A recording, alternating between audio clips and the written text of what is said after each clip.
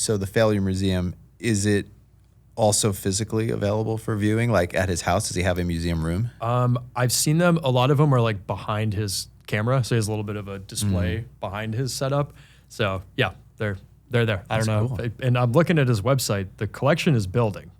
So I think eventually he could have a real museum that we open up, which is the Museum of Failure. That's a really cool concept. dude, it's cool stuff. Like here's the BlackBerry.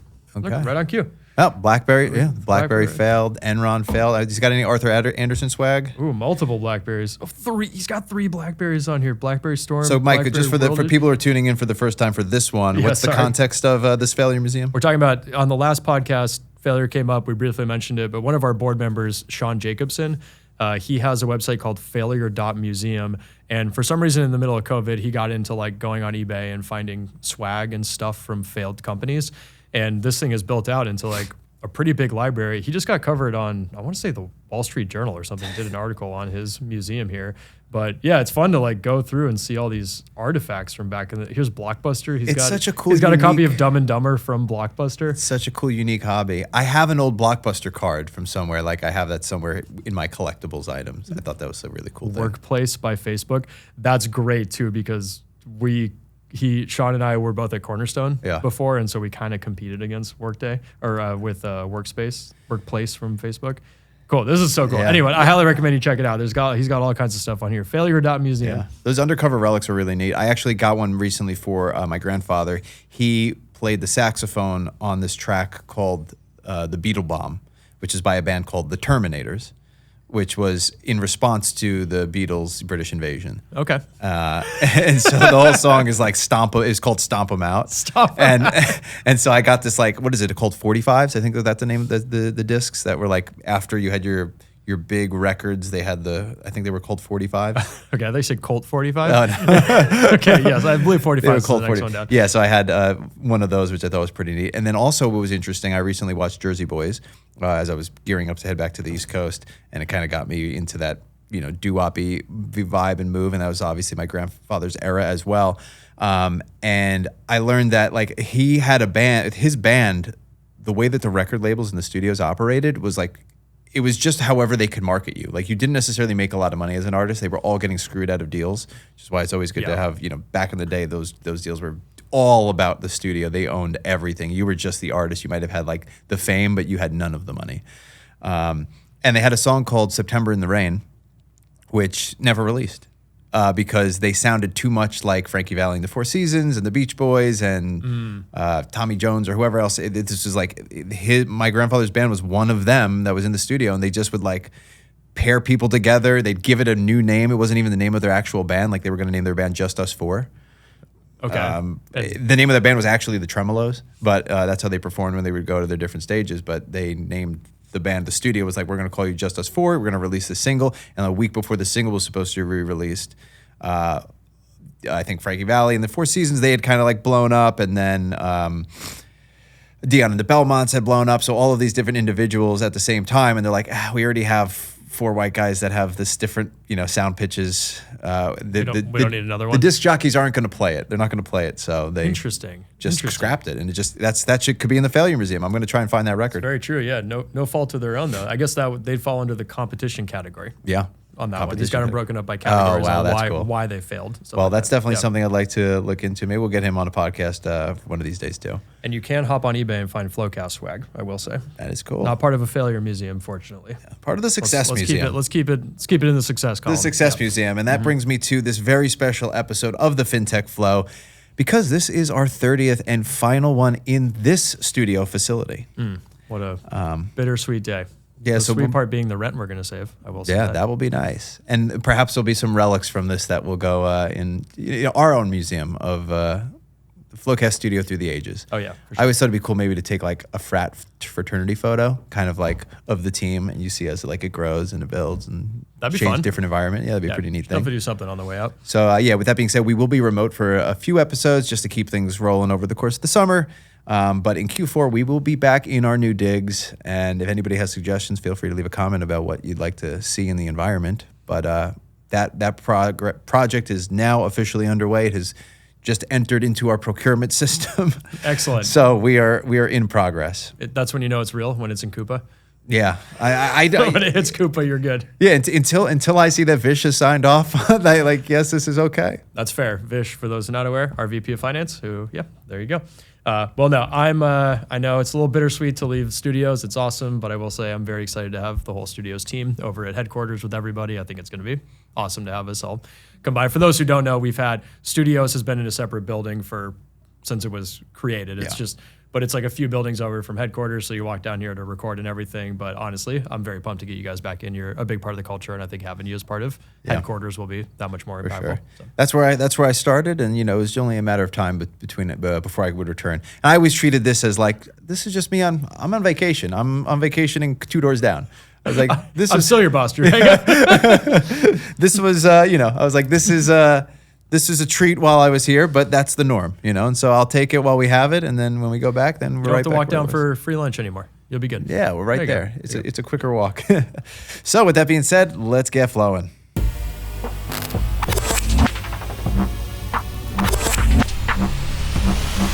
are now entering Fintech Flo. Welcome, everybody, to the 30th episode special for our last time from 14761 Khalifa Street. I'm your co-host, Drew Carrick, and soon, as mentioned earlier, with a cool, exciting project coming up to be the rapping CPA yet again. And the singing CPA. Singing CPA as well. Both. Just the versatile. Just the entertainer. The versatile CPA. Mike Whitmire, co-founder, CEO of FloQast, active CPA currently. Yeah, I think we're going to get into that a little bit later. I could not, when I got this in the mail, I could not believe it. I'm excited for everybody to see felt that. 24 all over again. That sometimes you need that, right? You talked about you're learning piano. You want to feel like you're learning again. You're a youth again. So there you go. Good midlife crisis for me. That's great. To have to go through that. I saw an interesting thing recently where it talked about like people always say like, oh, 50 is like your midlife crisis. And you're like, for a lot of people, 50 is kind of on the second half of life. That's like 2/3 of the year. I was going to say quarter life, but then I'm like, wait, no, I'm too old for that. Yeah. if I'm at a quarter of life right now, it's pretty great. I will do very well. I actually don't want to do that well. So anyway, midlife crisis, we'll call it that. So in the spirit of summer break, I've got our joke of the episode for you. So why don't auditors use sunscreen?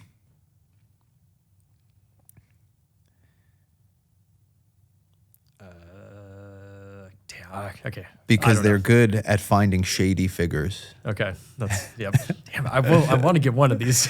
Yeah, I mean, days. All right, nice. This would be a good test studio. Are you writing these, or did you find these on? I'm ChatGPT. I'm developing them. I'm collaborating with ChatGPT on them. It's a co-development. I mean, a lot of the times it doesn't give me. This is a shortfall of AI. It's just not creative yet. So a lot of the jokes it spits out, not good. They don't really make sense. They just try to like insert an accounting word in front of like a regular other thing, and I'm like, that's not really funny. So I have to finagle them a little bit, but it gives me some good inspiration. I was like, oh, okay, I could tweak that. Your joke co-pilot. Yeah. I like it. So in the news recently, for those who haven't heard, the 50-year-old petrodollar agreement between the U.S. and Saudi Arabia was just allowed to expire. The term petrodollar refers to the U.S. dollar's role as the currency used for crude oil transactions on the world market. This arrangement has its roots in the 1970s when the United States and Saudi Arabia struck a deal shortly after the U.S. went off of the gold standard that would go on to have far-reaching consequences for the global economy. In the history of global finance, few agreements have wielded as many benefits as the petrodollar act did for the U.S. economy. This is straight from the NASDAQ. And you had shared this article. I shared it with you guys. This has been in a lot of the finance circles, the videos I'll watch, and that ranges from anywhere from like the Peter Schiff, like the entire economy is going to collapse, to like your more standard finance readings around whatever interest rates and all that kind of stuff, to you move into the cryptocurrency around Bitcoin's a store of value and all this kind of stuff. Oftentimes the petrodollar, us getting depegged, was brought up as this like milestone for deciding the future of currency effectively. Then this happens and is barely covered. Yeah. Like it's on NASDAQ, but if you Google it, it wasn't broadly available. Like the only decent source I could find for you guys was through NASDAQ. And I'm like, why is this not like the top thing getting shared right now? And so I'm actually at a little bit of a loss, because to me, one of the world's biggest assets being oil, no longer being traded in a dollar first approach, does have a big impact on the global economy. On the other hand, there seems to be no reaction from the finance world right now. I mean, this kind of talks about the whole, we talked about on the last episode, the power of publicity and like how that is a bit like if Kramer got on and they started talking about it, would it be buzzed about more? If Roaring Kitty was talking about it, would be more, buzzed about. And like you said, I mean, I didn't even know what happened until you shared that. Like it's kind of like some distant concept, like, oh, the petrodollar is going away. Oh yeah, Duolingo. I don't know. So for those, maybe just a bit of a summary of it. So what this said, this was back in the 70s, right? Conveniently timed, the U.S. had just depegged from the gold standard. So we came off the gold standard, said we're going to print whatever money we want. And part of what made that a little more palatable was we struck a deal where all oil would be traded in U.S. dollars. So if you're a government and you want to buy oil, you have to own U.S. currency to buy that oil from that country and trade it. So with that, it's another reason for the U.S. the U.S. dollar to be a reserve currency that sits on other countries' balance sheets. Now, the theory goes if you could trade for it in whatever type of currency you wanted, presumably you're less motivated to own U.S. dollars and hold them at your treasury and on your balance sheet. As such, you're less likely to go to the bond market when the U.S. needs to sell some more bonds to fund our government. You're less likely to go and buy debt from the U.S. because why would you do that unless there's good interest rates to motivate you to go and buy that debt? So now we take that off the table. And what's the only way we're going to convince people to keep buying the U.S. debt is to increase interest rates? Do we want that to happen? Everyone's talking about interest rates getting cut. Like, that's what everyone's hoping for. But at some point, if you're, I'm going to make up a country, let's say you're Germany, and you're looking to invest in other countries, at what point do you look at the U.S. budget and you're like, all right, the interest expense is more than the receipts from tax revenue. Is that really the type of company I want to be funding and taking debt out on? It seems like a pretty high risk. I need a better interest yield. I need a better interest rate to make that worth my time. Wait, they just cut rates again? Like, that's not worth it. I'm not going to buy that debt. I'm going to go somewhere else, or I'm going to buy oil. So that's where it starts to like diverge and start to pull apart. It's not an overnight thing, but it's like, it feels like a big catalyst in that direction. Well, we're not talking about it a whole lot.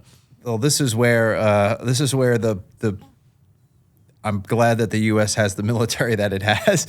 Like, I mean, for lack of a better way, there's no pretty way to put it, but like the U.S. in return for having Saudi Arabia make this deal to say, yeah, we will invest its surplus in oil revenues in U.S. Treasury bonds, and we'll make the U.S. dollar tied to crude oil. In the return, we're saying, okay, we're going to give military support and protection of the kingdom. And at this point, I think that's all we have to kind of flex on. Now, I think what is interesting about like the fact that nobody's talking about it, that has me a little confused as to why it's just not more discussed. Regardless of whether people think it's legit or not, I think it's something that at least warrants a discussion. Yeah. I did read, though, from the Economic Times, they were like, it's all overhyped. Like, tell me more. Why is that? I would love... The Economic Times? Yeah. No, I would love to be wrong about this. And like, I can calm down a little basically they were like, look, it's over exaggerated. They're not even sure whether this, so apparently in 1973 is when they said that the oil crisis was formalized into this agreement. A lot of people say like the documentation even of the agreement is kind of like iffy, and it's more of just kind of being like, yeah, let's just do this and we got you covered and you got us covered. Okay. So it might not even be an official agreement that's like expiring in the way that we think it's like this big moment where it's like, we're just going to kind of keep doing what we've been doing because it's just convenient. It's almost like if there was a universal language. It'd be kind of convenient if everybody just spoke English. There wouldn't be a language barrier. Yeah. Think of how more difficult it would get to have crude oil now going across all the different monetary systems, all the different currencies. It's just easier. And I'm not just saying this because I'm American, but it would just be easier if it was just standardized. I mean, in the same way, it would be easier if the United States used the metric system, probably. It would just make things easier across the board. And the rest of the world does that. We're like one of the few places that doesn't. So we can maybe compromise on that if they'll compromise on just using the dollar. Yeah, you're right. It's not going to be like an agreement ends, we're changing the way we do everything today, and the entire financial collapse is going to happen today. It's probably slow burn into this, and maybe it's a whole nothing burger. And nothing burger. I hope there's nothing here. I hope, there's like me freaking out for absolutely no reason. I hope the Economic Times is right. I'll leave it at that one. Yeah, I think if this agreement sort of just arose out of convenience, out of the fact that, hey, this works for both of us. It's easier for us to just be, the dollar's pretty standard. It's traded all over the world.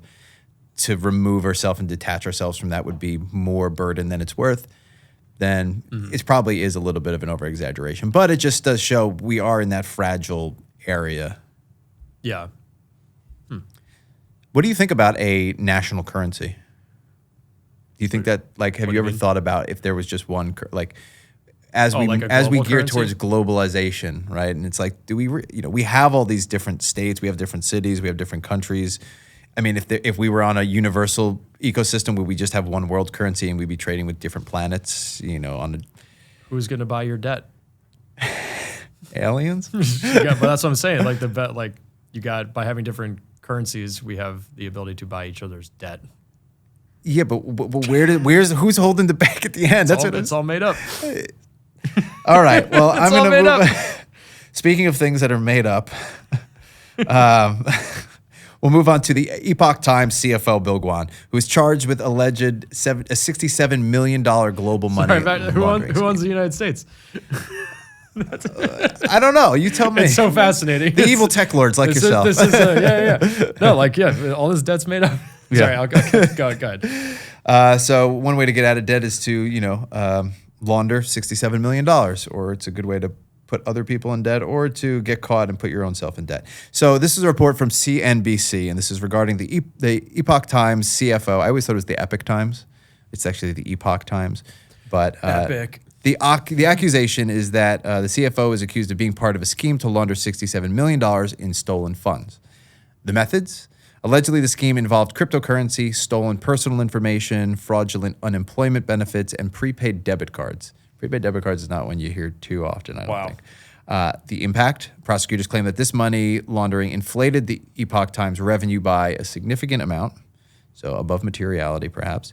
The charges is that Guam faces money laundering and bank fraud, and he's pleaded not guilty. That feels like a lot of small frauds adding up to $67 million. Yes. Must have been a lot of work.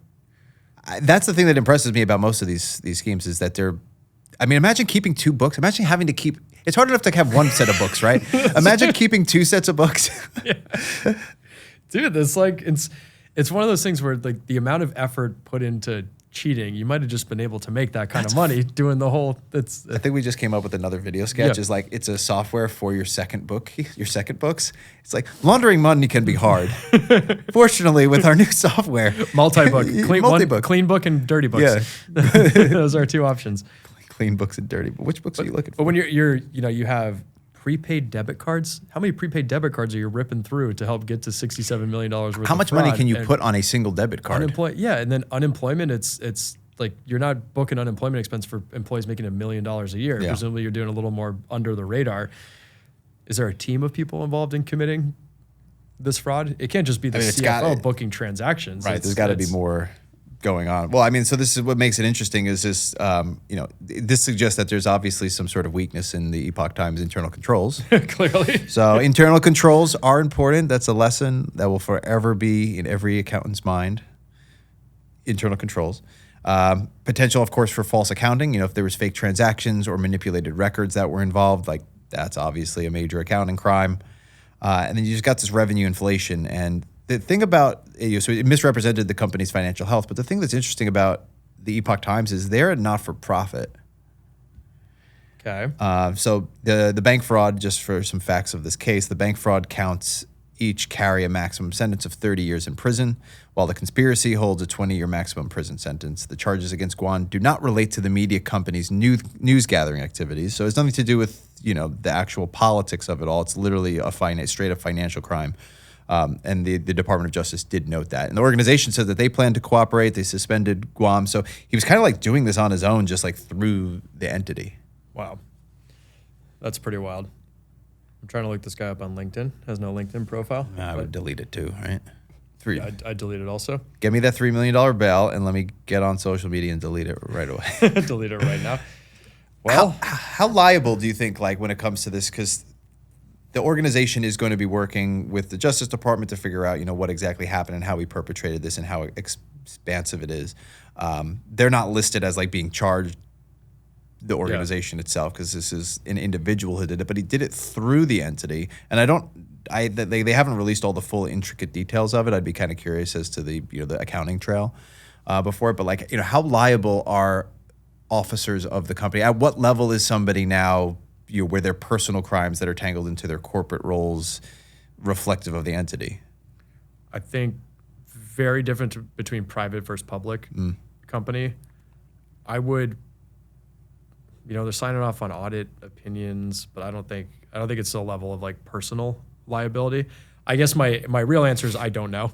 So nobody take this as advice on how to go to jail or not go to jail. But I don't think that you would be personally liable if you're like the CEO of the company. I don't think you'd be personally liable that this guy was just doing for something like this. Yeah, particularly if it goes to court and it's like literally this is all under the rug and the CFO. Really, there's no email trail about anything or. I guess I'm also thinking from like a brand reputation of an entity, right? If the CEO of a company does something, that's why you have a comms and PR team, right? Making sure that every little thing is like nothing gets misinterpreted or misrepresented, because if a news outlet takes anything and puts it in one direction, you're very much tied to the brand of the organization, and the whole thing kind of is attached to that. If like a staff person at an Apple store, spits on somebody and they get fired, like nobody's like, Apple, what the hell is this company? Or if they mug somebody at the mall or whatever, like they're not tied to it. Do you think there's a certain level at which, at a certain level employee is now basically they are a representative of the entity where the entity could take a hit because of that? Yeah. Oh, totally. Yeah. It just depends on, it's such a marketing thing. Back to, talk about Elon on every podcast, but that's one where, Elon is so intertwined with the company brands he represents. Like if he does something stupid, the brand is the stock price of Tesla is going to suffer as a result of that, which we're seeing on full display with the Tesla stock price. So I guess say say that this is something where like him and several other officers at the Epoch Times were involved in doing this. Yeah. And maybe it was without the CEO's knowledge, right? And it's not with the founders or the board. It was a pocket of the people who are pretty heavy hitters there representing the company. Is it kind of like, this Epoch Times is a corrupt, or this organization is a kind of corrupt organization, where it's now like woven, it's part of your DNA. Like, no, it's not everybody at the business, but most of the time crimes aren't from everybody at the business. Yeah, I think there's generally like culture will support people committing fraud, but that doesn't mean that you can't cut the cancer out and be fine from there. Let's just make up some titles. Let's say it was like the CFO, the general counsel, and the controller were all working together, and that's how they pushed everything through. You fire those three, and hopefully it's not super systemic. But then you look at Enron, and Enron had a very kind of low morals, profit above all else. Like that was sort of their corporate culture, and so doing something shady that was breaking the law. You certainly weren't the only one at the company doing that, and I think it was pretty known. Whereas at FloQast, we talk about ambition with integrity being one of the key values, and I would really hope that there wouldn't be people around FloQast doing shady things who feel like that's okay because the culture of FloQast, that's not, you know what I mean? So there's, I feel like that's kind of the thing I can do the biggest is make sure there are controls in place to stop a lot of this. But then second is try to foster a culture of doing things above board, doing things the right way, and never committing fraud or anything like this. Yeah, because that was tough. Because once your reputation's burned, tough to bounce back. Now that the Enron's a good example because that's where it was just it was like, no, this company's a bad company. Yeah, and it wasn't isolated to the people who were the key perpetrators of it. So it is interesting, like when it becomes, no, this is a company issue. The company's going down versus the person's going down. And then you know what? Conversely, Anderson is probably a good example of the opposite. Anderson, it was probably one partner who messed up, but that's an organization that had, I'm making up numbers, call it 50,000 employees at the time. Huge. There's no way that that was their culture through and through as an audit firm. So it's so unfair then for an entire firm to get punished for the poor actions of one partner. Which I saw that firsthand. I knew a guy who was partner at Anderson, and it really impacted his career. And I know he wasn't a shady guy doing stuff like that, but he went down with the ship. Sucks. Yeah. One of my mentors was an Arthur Anderson guy too, and he wasn't even in that division. It was just not-for-profit division. It took his whole team with him when he went to Grant Thornton, actually. Yep, there you go. Which is good. So they came to the rescue. So one man's. That's how it worked with a lot of like EY picked up just entire practices out of it. Was like, oh, the valuation team, come on over. Yeah, we'll bring you over. No more co-opetition there. Now you're just you can't be enjoying them. All right, so. last piece here, which I thought was very fitting since coming back from this New York trip, and we've got this remote episodes we're going to be doing now for the Fintech Flo podcast as we get ready for our new studio, is the Blackstone-backed Sunset Studios brand is coming to New York City's Pier 94 with the first purpose-built TV and film studio facility in Manhattan. Wow. And it's thanks to a public-private partnership among Vornado Realty Trust, Hudson Pacific Properties, and New York City Economic Development Corporation and Blackstone. So it's a pretty cool collaborative investment, 266,000 square foot. How much are they spending on this thing?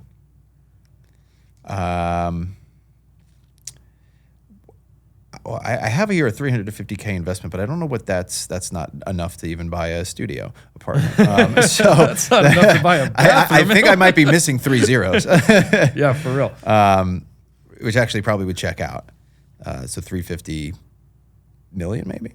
Damn, I should have. Yeah. God, even that sounds cheap. But yes, that is very cool. Obviously, trying to foster a studio environment in New York is what Blackstone's trying to do here. And so this is kind of news, and New York's kind of taken a play out of the California or Louisiana or Georgia playbook. They recently passed in the New York State budget, which is an increase in annual tax credits for productions from $420 million to $700 million. So there's another $280 million of tax credits, which will be available for productions, making the state a more compelling place for productions, and in turn spurring additional demand for studio space. And I think this is good because you think about New York City, which has been one of the cities that did get pretty dried out from COVID. People just moved out of the city. They're like, we don't need to live here. People have moved back. The housing is definitely, I mean, seems like it. It's overpacked with people again. But the commercial buildings are, of course, still that one thing on everybody's balance sheet that's, in the red now. Yeah, why do they have to build a new thing? Well, you need the space. So the problem is that you need, for these studio spaces, they need to be wide. They need to be, you've seen what our studio building here is, where we've got our white cyc area, you have our standing set area, and it needs to be spread out. And you need to find, the piers are really the most often space where you can do that, because you can kind of just build out into the Hudson. Oh, okay. Whereas if you were to grab a commercial space in the middle of the city, if it's like a skyscraper, like one of the big ones, the It would big have to be boys, really nice, which is probably full. yeah, Which probably has people in it. those are filled. And then the kind of like less well-designed ones that wouldn't really work for a warehouse space are the ones that are available, which I would love to see. Just a shift in my solution would be, if somebody wants to buy it and try to convert it to, like, just change the zoning laws. Just let people make it housing. Have you heard? Oh, gosh. So I thought that for a very long time. Okay. Cullen, our co-founder, CTO Cullen, he went up to San Francisco for some CTO gathering, and I guess he ended up talking to somebody in real estate very randomly, and he ran this idea by him. I completely agree with you. He goes, that's a very good, noble idea. The problem is office buildings were built to be so wide that you could only have so many windows in bedrooms, and it's required to have a window in a bedroom, right? So you can't just like have an apartment in the middle of the floor, because there will be no windows to the outside. True. So it's like you could only line the perimeter of the building, which to me, I'm like, this feels like we can overcome this problem. Like, it's better to only be able to use half a floor for something than to have nothing.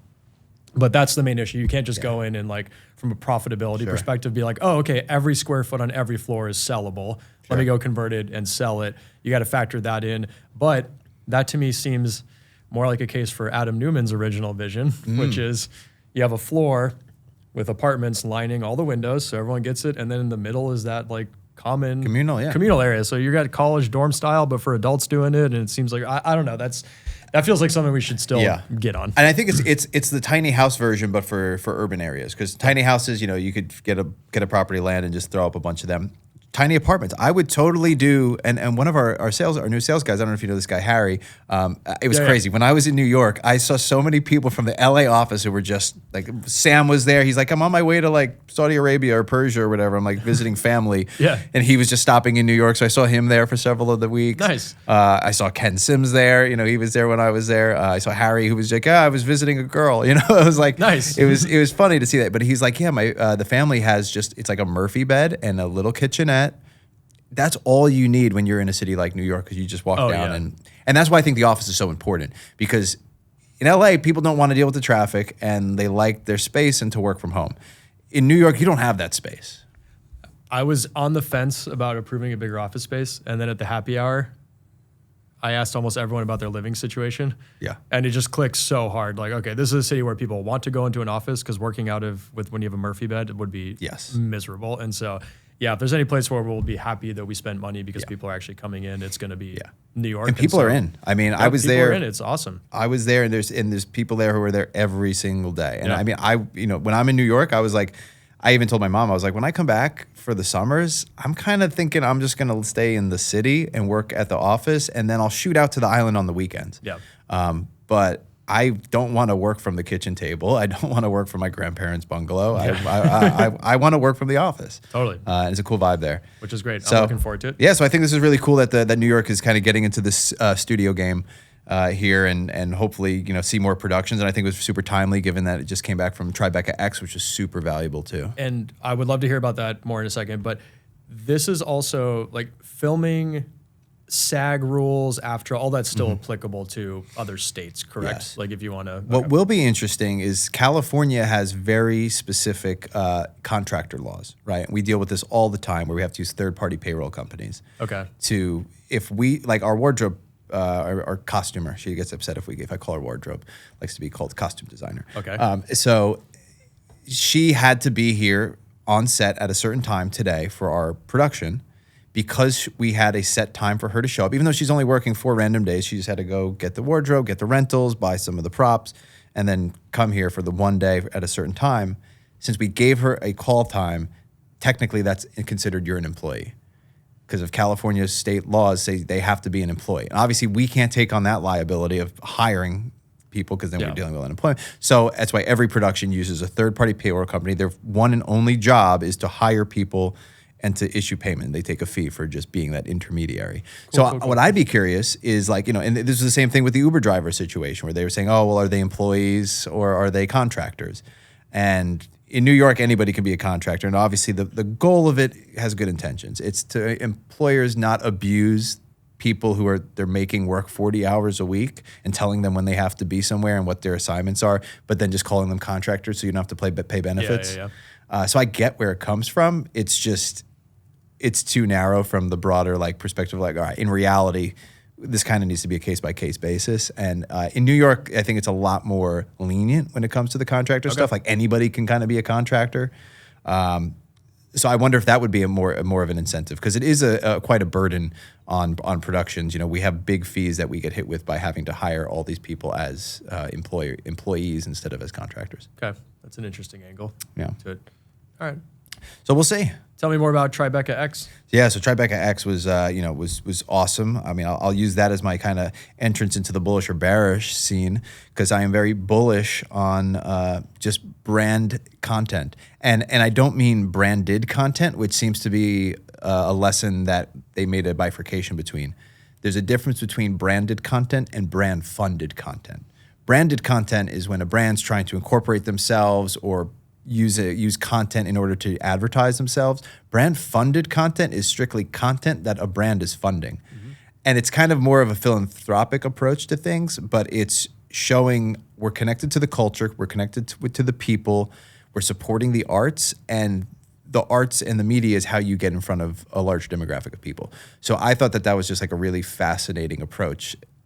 I think the prime example that I'll use is John Deere. And be the facilitator. Like you as the company, in the modern world, the arts are kind of diminishing essentially. Like we're not in that renaissance. So it's on the big companies and the corporations to win the positive eye of the public, I would say, by funding these sorts of projects that are otherwise never going to get funded. Like the economics are never going to make sense for a lot of these movies that have been made to ever be made.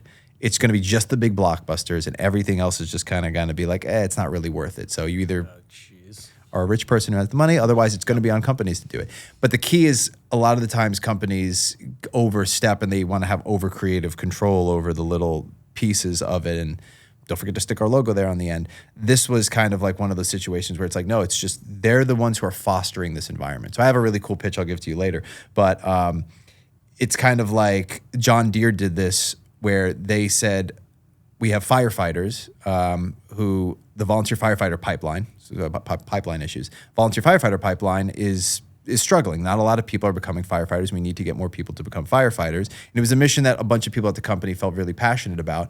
So what they did is they created like a documentary going through the lives of a few different, volunteer firefighters and talking about what their daily lives are.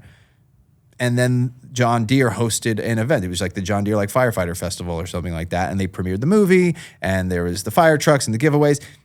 They weren't selling John Deere products whatsoever. There wasn't like a firefighter on a John Deere tractor. Yeah. It was just, they made a documentary about this cause, and then they fostered the environment for where that film was being displayed. Mm-hmm. And it's like, rather than being the facilitator, rather than being the thing that you're trying to get facilitated, be the facilitator. And I think that was the big takeaway and the big lesson. So as we kind of wrap things up towards the end here, we're entering our summer break. Question for you. Do you think summer breaks are outdated? No, I got a 6-year-old now, so she's very excited about summer. Well, she's excited about it, but what do you think about it? Logic-minded Mike. We put him back in camp. Okay, so we put her in camp and we're good. Yeah, summer's always weird. I don't know. We do like travel a bit more in the summer for sure. Is the summer break outdated? Yeah, it's not a thing in the work world, so yeah, but kids need it. Well, so the history of summer breaks. Is for work in the fields. No, everybody always thinks it's that's like daylight savings time. That's right? Everyone assumes. What is it? So it started in the 19th century as education systems formalized, and it was, for what you just said, it was mostly driven by wealthy families taking vacations to escape the heat because buildings literally just got too hot that you couldn't focus and do school. Well, I don't even know if public schools were a thing in the early 19th century. Well, this is when it formalized in the 19th century. So this is probably you're looking at your late 1800s. Post-Civil War era, it was just too hot. It was too hot to go to school in most locations, so they just didn't.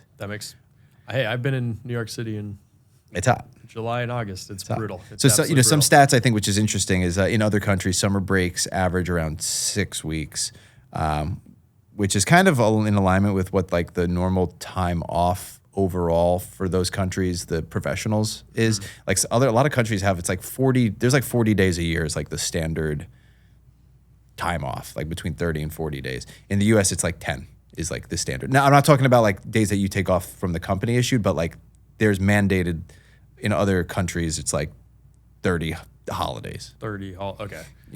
Or some sort of like observance day. I mean, think about it. China has like literally 2.5 weeks for the New Year's that the whole country just shuts down. Aren't the kids in school year round?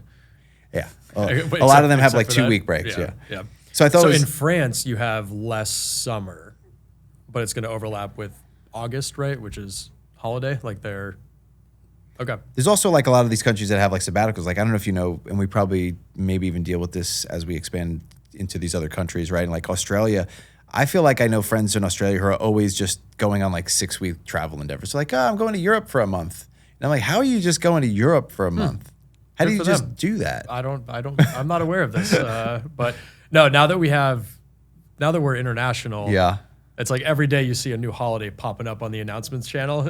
So it is just like, when you combine all the locations that we have at this point, it's like somebody's on holiday. Right. Every day is what it feels like. Somebody's not working every day. But so I do think it's it's odd that we have longer summer breaks but less days off when we start working. So it's like we cherish having the time off as a kid, and then we kind of just are like, all right, and that's the last time we'll ever have off again. Yep. Enjoy summer because that's the last one. So I hope everybody enjoys their summer break as you kind of go on your travels and endeavors and whatnot. I know I'll be bouncing around back and forth. I know Mike will be. I'm excited to go to Australia. Yeah, Australia is going to be sick. Visit the crew. It'll be great. That's awesome. And they're going to be in winter. They're in winter. They keep telling me that. I'm like, I live in LA. I'm fine not going to 100-degree weather. That's totally fine with me. Like we're gonna, they're always like, it's winter though. It's winter. I'm like, that's gonna be just fine. Getting out of LA in July is gonna, Valley. Yesterday was our first like real hot day, and it was like, oh yeah, we're back. And then if July's 110 degrees, I'm ready to get out and go to winter in Australia. Yeah, it was wild leaving LA when LA was hotter than New York, but then while in New York became hotter than LA, and then coming back to LA where it's now colder than it was where I left. Okay. So one of the things which is this day in history and will forever be commemorated is big congrats to Mike Whitmire for becoming an active CPA yet again. I'm glad I was able to experience the inactivity to the activity. And a year from now, we'll be having a podcast conversation where Mike becomes perhaps inactive again. The ups and downs, the trials and tribulations. You might be stuck. You might be stuck being active, actually. As long as you're co-hosting this podcast with me, you might be stuck. I get auto renewed into it every year. That'd be nice. But it was so funny, dude, because this was, for those who are not aware of the saga, I'll summarize it. I became a CPA in, what the heck was it, 2008 or something like that. Then started FloQast, working on it for a while. I went inactive. I didn't keep up to date on everything. And then 18 months ago, I get an email from the California Board of Accountancy that I have not, I'm now suspended, and I'm fronting as a CPA on LinkedIn, and I need to remove this from my profile, even though it says inactive. That's not, you're suspended, so you can't put inactive on there. So I was like, what the heck happened? So I started digging into this, and turns out in the great state of California, at least every 5 years, you have to pay the California Board of Accountancy to be inactive even. So 5 years, you got to cut them a check. I had moved out of my condo in the middle of that, so they were sending the mail to my old condo, telling me to pay my 5-year thing. I never did that, which means I went for like 5 years without paying that. Wow. And before they actually emailed me that they were suspending me. So it took them 5 years to catch. We know where the line is. We know where the line is now. Yeah. But I get an email from the compliance unit, and I was very scared about it, but hopped on it. I took all my I want to get active again so that I could go inactive. So dude, I hopped on it, took all my CPEs, went through everything, passed the ethics exam again. Wow. Which that thing is tough. I forgot how hard the ethics exam is. Like the California ethics exam, brutal. Went through all of it, then redid my application, submitted it, got everything approved, sent my check in. I didn't hear from them for a very long time, and they lost my check of all things. So like trying to pay for the CPA, they lost my check at some point. So then they emailed me. I was like, can I just talk to somebody? Will someone please talk to me on the phone about all this stuff, blah, blah, blah. Like I sent my check in. They finally emailed me back with just a link to pay. Wow. All right. We've easy. upgraded. Here's the link. So I paid my bill. And then the coolest part was they sent me a new certificate, this like tube in the mail. I didn't think I was going to get an actual physical certificate as a part of the renewal process. So it was pretty funny when this came in the mail. I'm like, I got my CPA license all over again. So gonna flatten it out, put it somewhere in my office. But this is awesome. And what a saga just getting fucking reactive again. So I'm currently an active CPA. Yeah, no, congrats and welcome back to the club. Thank you. I appreciate it. I have felt all phases though, active, inactive, suspended, and now I'm back. It's great. You've done you've hit the cycle. You hit for the cycle. I can't believe I was suspended. That was so wild. I mean, I could just imagine it's a good thing it happened when it happened, because I can only imagine now with, again, we talked about during our Dirty Dozen episode, the spear phishing attacks where like they start going after individuals. We got FloQast swag now on eBay. We're in a situation now. You got people pretending to be other people on LinkedIn. I mean, you've got this whole world of stuff that's now happening. I could only imagine the field day that people were waiting to be like, oh, the guy who runs this company is suspended. You don't even have to say what it's suspended from. You just say it's suspended. Your compliance office. This is, Well, congrats and welcome Due diligence would have had, if we're going public, I would have been going through due diligence, and somebody would have searched the cba.ca.gov and found that I was a suspended CPA when they searched for my name on there. So this guy's been fronting his buy accounts for accounts. He's not even an accountant. Could you imagine if that's how it came on my radar? It was like the diligence firm for something. They're like, sir, you are suspended. I'm like, what? When did that happen? I swear I didn't even know. Yeah, that's what they all say. This guy thinks he's slick. Mm-hmm. All right, so one last thing to laugh here as we enter our summer session. So I don't know if you've seen this, and it's made its way around. I'd be shocked if you haven't. Have you heard about the Man in Finance video? No, I haven't. I'm pretty out of touch. I've had a lot of people at FloQast telling me like, you guys are going to do a Man in Finance video, right? Okay. And I'm like, no, we're not doing a Man in Finance. We can't do it. I get the sentiment. Okay, so what this is this girl is known as Girl on Couch. She is just a TikTok, Instagram, not like super famous or anything, but just like somewhat of a creator. And I'm pretty sure this was just like done as a joke, but she talks about how she came back from this date, and she's like, all I'm really looking for is I'm looking for a man in finance with a trust fund, 6'5", blue eyes. And she says it with like this, like that delivery as well, blue eyes. And it went mega viral because people obviously people are just thinking this is a funny concept. You have other people, feminist movement saying stuff. You got the masculine movements people saying like this is not even possible. You can't find a guy that has all these criteria. This is the state of dating in society now. Somebody went ahead and they made a remix of this, and it's meshed with like a G6. Okay. Like a G6. And it has to be, I mean, she wrote here, like, did I just write the song of summer? And I highly recommend the song is called Man in Finance. Okay. You go on Spotify. It's by, Girl on Couch is one of the artists that co-collaborates on it, like a G6. It's a phenomenal song. I will check that out. My head immediately went to what are the odds? How many people actually exist? Like, I'm glad you asked. I am glad you asked. Like, what percentage of the population is even 6'5"? So let's talk about this. Let's talk about this. Less than 0.3% of men are over 6'5" in America. This is America, the American population. Okay. So let's just talk about America here. Less than 0.3% are over 6'5". Are you kidding me? We have a bunch of wow. Our executive team is very tall. You know that disproportionately tall. I didn't realize it was that bad. There is a correlation between success and height. Okay, there we go. So I met a sales guy when I was in New York too. I went out with my friend who's the number 1 sales agent in the Northeast for Salesforce, and he introduced me to all his former salespeople, people he's learned from, and it's a cojones swinging competition. My number 1 tip for being a great sales rep is being 6'5". Yeah. That's it. Okay. The one dude, I found myself like standing on my tippy toes to talk to his one friend Jimmy. I'm like on my tippy toes being like, and I'm 6'1", so it's not like I'm short, but wow, I feel like I don't know what this is like to look up to somebody like that. I've accepted my 5'11", and I'm good just hiring tall people. That's fair. Sounds There you great, go. apparently. So additional facts of this, of course, right? Because they're looking for a man in finance. So there are 10.4 million finance industry. That includes accounting and all the other things within it, but 10.4 million finance industry professionals. It's really hard to get clean data on like what's specifically in finance, what's an ancillary. Like, do you consider pretty broad term benefits in HR, finance? Even it's related, but it's not really. It's more of like HR. So I don't really know where exactly all of them fall. But I'm assuming she's referring to a investment banker. Yeah, we're talking wealth management, investment banking, hedge fund, of which 45% are men, which I thought was interesting actually. Like 55% of finance professionals. So that's what I mean. I think it goes really broader. Interesting. Yeah. Well, think about this. Like my mom is a claims auditor. She's also a treasurer for a lot of school districts.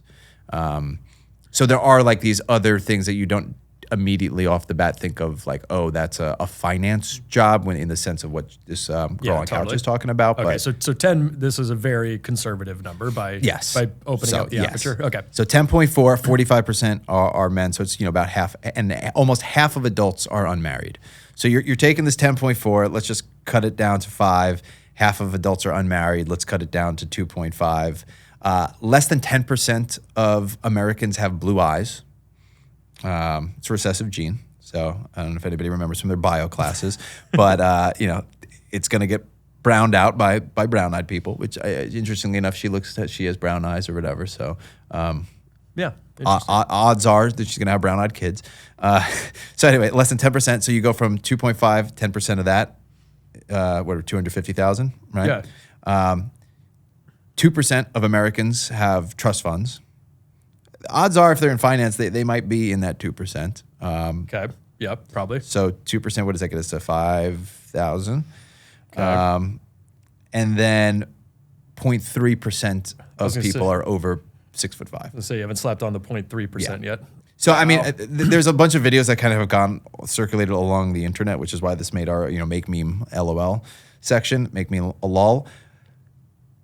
They basically like, there's probably like 2 people in the country that she's looking for. Did we just arrive at 6 being the number? What's 0.3? You said 2,000 was where we got to? 0.3 from 5,000. Wow.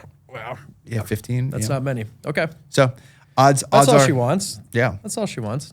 But the song's actually a jam, so I definitely go recommend checking it out. Also, shout out to everybody in finance, guys and girls. Guys and girls, shout out to everybody in finance because you are desirable. Yeah, there you go. Congratulations.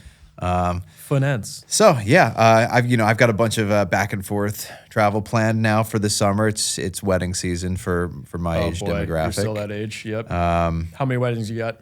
I've got 3 coming up. I've got a bachelor party the end of this month. I've got wedding the following month, then another wedding, 2 more weddings the following month. How many of the bachelors are in finance, are 6'5", and have blue eyes, and have a trust fund? None. But None of them are eligible. But one is in finance. Okay. And he's Finance taller or than me. finance? He's in tax accounting. Oh, that's finance. Yeah. He's my buddy who when New York had the earthquake was like, I thought, wow, maybe I don't have to do this work anymore. He is the epitome of the pipeline crisis. There you go. That's it. All right. Well, congratulations to him. Yeah. So yeah, great there. So anyway, I wanted to kind of, as part of this concluding session, as a little fun piece here is YouGov did an airplane etiquette poll. And I'm saying this because I'm doing the back and forth flying. You're flying to Australia, just came back from New York. So a lot of airplane stuff. They did a report on the most acceptable and least acceptable airplane behaviors. So do you want to guess what the worst behavior was deemed on an airplane? I would personally. Well, what would you say? Yeah, what would you say? I would say, like, gosh, and you've seen pictures of this, like people who take their shoes off on the airplane and then just put them up on seats and stuff. That's disgusting. And then in general, touching people not realizing that the tray and the seat in front of them has a person in front of it and attached to it, and move the seat around and do this kind of like that's one where it's just like the lack of common sense also really bothers me. So I'd put those two outside of the aggressive ones, like someone getting tanked and fighting or something like that. But no, what's the so getting drunk on the plane was one of like 83% of people had said that one was just not acceptable. That seems like the super obvious. 53% respondents said that removing shoes and climbing over someone to get to the bathroom were unacceptable. It was like 55% about removing shoes, 53% about climbing over someone. I think there's a little more sympathy for climbing over someone. If you really got to go to the bathroom and they're asleep, you don't want to wake them up, but you want to. I will take my shoes off, but I'll leave it underneath the. It's just to kind of free my kicking them up on the. No. I'm just freeing my feet a little bit. As long as it's between you. Yeah. The number one, the worst behavior, 86% found this unacceptable, and I consider it just anything in this category. Letting children play in the aisle or just be obnoxious. I mean, you have a daughter, so obviously there's whatever you have to deal with behavior on planes, and I don't know, maybe she's great. I think where I have a problem is with the parents who let the kids have the iPad that's blasting the sound, like they're playing the game and out loud. Out loud. Oh, and I'm that's like, such a pet peeve of mine. Yeah, I'm like, put some headphones on. Headphones in. I don't understand why people think they can just play phone. This is anybody. Yeah. Like, I was at a waiting room at a doctor's office and somebody was just watching some stupid YouTube video with the volume on. It's like, what is wrong with you? Put some, God, or just watch it in silent.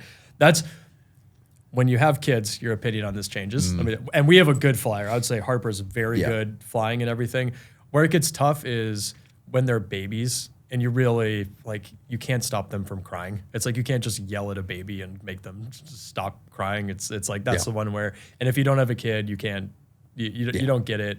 As soon as you have a kid, like my attitude aggressively shifted to like, if you got a problem with my baby crying on the plane, you. Quite frankly, I like very aggressively. I was like, I don't care about your opinion because I have it worse than you do now, no matter what. So shut up. And one day you'll understand a little bit more. So that's it, baby crying, whatever. But allowing your kids to run up and down the aisle, like when they're at an age, like I am completely on board with that. Harper's in her seat.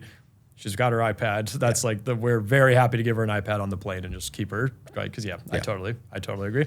But the one that she's not good at, she's 6, so like sometimes she'll mess with the tray table or touch the chair in front of her. And I'm always like, Harper, stop. I think it's a flawed design of airplanes that they got to figure out how to make the TCs not be attached to one another. Because that's the thing. I'll be sitting there and I'll be on my laptop. All of a sudden, the person moves back, and next thing I know, I'm T-Rex typing. Yeah, and I'm like, oh boy, this sucks. And are they leaning back out of protest for you messing with the tray? I don't think so. There's a bit of that game that happens on flights, Well, sometimes I'll be like, oh, you want to play that game? Then I'm going to put my knees up and I'm going to push back on you. And then, it's just, it becomes this whole big thing. And anyway. Humans aren't meant to be on small tubes like that, shooting through the sky. Through the air. But But so hopefully everybody goes out and enjoys their travels wherever it is that they're going for the summer vacation. And for one last time from 14761 Khalifa, this has been the Fintech Flo, episode 30, and I look forward to catching up with everybody during our remote episodes and then in the new digs in Q4. Safe travels if you're traveling. All right. Great show, Mike. Great show, Drew. Bummer to wrap it up. Thanks for checking out the Fintech Flo. As a reminder, this episode is available for CPE credit, and you can get that at FloCademy or on the Earmark app. Details are in the description below.